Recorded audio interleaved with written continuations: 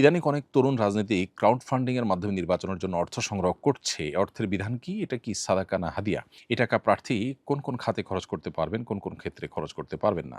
একদিক থেকে এটা তো পজিটিভ যে তরুণ রাজনীতিক হোক আর প্রবীণ রাজনীতিবিদ হোক, তারা তাদের উপার্জনের পথটা একদম স্পষ্ট এবং ক্রিস্টাল ক্লিয়ার হওয়া দরকার, ট্রান্সপারেন্স হওয়া দরকার, যাতে করে সাধারণ মানুষ আস্থা অর্জন করতে পারে এবং তাদের নির্বাচনী খরচ বহন করতে গিয়ে যাতে কোনো অন্যায় অনাচারের পথ তাদেরকে মানাতে না হয়। এটা মৌলিকভাবে তো ভালো জিনিস। তবে যে যেখানে দান করাটাকে মুনাসিব মনে করবেন, তিনি যদি মনে করেন তার এই দানের মাধ্যমে তিনি আল্লাহর সন্তুষ্টি আশা করেন, একটি ভালো কাজে তিনি শরিক হলেন এবং ভালো কাজের বিনিময়ে আল্লাহ তাআলা দিবেন সে আশা করেন, তাহলে তো এটা সওয়াবের বিষয় হতে পারে। এখন আপনি কোথায় দিচ্ছেন, কোথায় দিয়ে কি আশা করছেন, সেটা এখানে গুরুত্বপূর্ণ।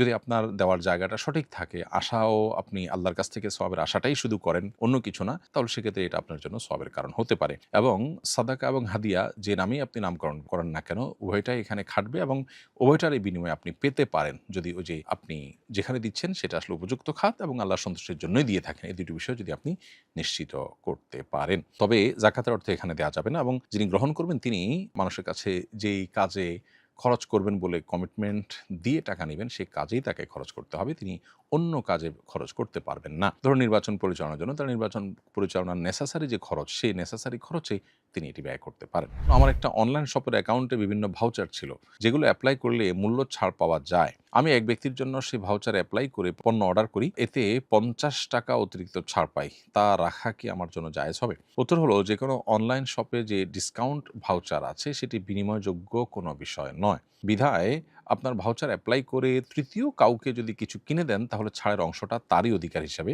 বিবেচিত হবে, এটি আপনার নেওয়ার অধিকার থাকবে না। ফলে আপনি চাইলে যেটি করতে পারেন সেটা হলো যে, তৃতীয় যাকে আপনি কিনে দিচ্ছেন তার সাথে এই সমঝোতাতে আসতে পারেন যে, তোমাকে আমি অমুক অনলাইন শপ থেকে আমার দায়িত্বে আমি এই জিনিসটা কিনে দিতে পারি, তুমি আমাকে ৩০০ টাকা দিবা। আমি ২৫০ টাকা কিনে তোমাকে ৩০০ দিব, অথবা যে দামে পারি কিনে দিব। আমি এটা কিনে দেবো এখান থেকে, তুমি আমার ৩০০ টাকা দিবা। অথবা আমি ২৫০ টাকা কিনবো, ৫০ টাকা আমি রাখবো, ছাড়ের টাকাটা আমি রাখবো।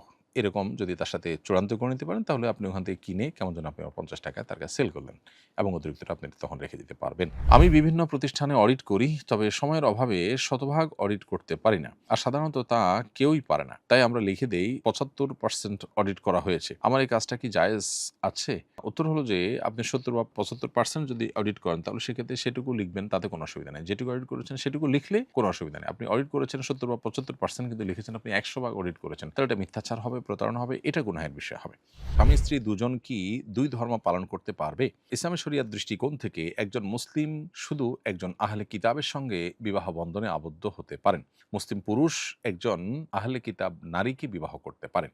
আহলে কিতাব পুরুষের সাথে কোনো মুসলিম নারীর বিবাহ বন্ধন এটা জায়েজ নয়। কিন্তু আহলে কিতাব অর্থাৎ ইহুদি কিংবা খ্রিস্টান যারা আসমানি কিতাবে বিশ্বাসী, সেরকম কারোর সাথে, কোনো নারীর সাথে মুসলিম কোনো পুরুষের বিবাহ হতে পারে। সেটার ক্ষেত্রেও শর্ত হলো তারা সত্যিকারের আহলে কিতাব হতে হবে, অর্থাৎ তারা সে আসমানি কিতাব বিশ্বাসী, সে নবীতে বিশ্বাসী হতে হবে। তারা যদি সেই আসমানি কিতাব বিশ্বাসী না হয়, আজকাল ইহুদি খ্রিস্টানদের অনেকে আছেন ধর্মটা তাদের কাছে গতানুগতিক একটা বিষয়, তারা সিরিয়াস ধার্মিক না, বরং অনেক ক্ষেত্রে তারা নাস্তিক। তো বাস্তবে নাস্তিক বা কোনো ধর্মতে আসলে বিশ্বাস করেন না, জাস্ট পারিবারিক সূত্রে তিনি ওই পরিচয় ধারণ করেন, এরকম হলে তার সাথে কোনো মুসলিম পুরুষের বিবাহ জায়েজ হবে না।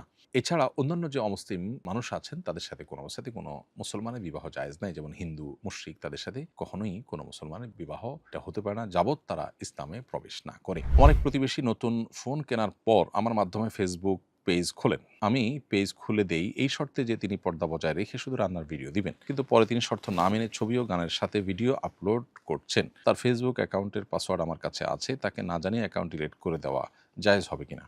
উত্তর হলো যে, আপনি তাকে পেজ খুলে ভালো কাজ করার জন্য উপদেশ দিয়েছেন, এটুকুর মাধ্যমে আপনি আপনার দায়িত্ব পালন করেছেন। এরপর তিনি যদি এটার কোনো অপব্যবহার করে, তার দায় তার উপরে বর্তাবে, আপনার উপরে বর্তাবে না ইনশাআল্লাহ তাআলা, কারণ আপনি সঠিক কাজ করার জন্য দিয়েছেন এবং তাকে ওসিয়ত নসিহত করে দিয়েছেন। এরপর তিনি রক্ষা করছেন না, সেটার দায় পরিপূর্ণভাবে তার। বিধায় আপনার এটা নিয়ে নিজের মধ্যে আর কোনো অপরাধ বোধ থাকা উচিত নয়। সেক্ষেত্রে প্রয়োজনে আপনি তাকে আরও নাসিহা করতে পারেন, আরও সতর্ক করতে পারেন, খুব জোরালো ভাষায় তাকে আপনি আহ্বান করতে পারেন, তিনি যেন হারাম থেকে ফিরে আসেন।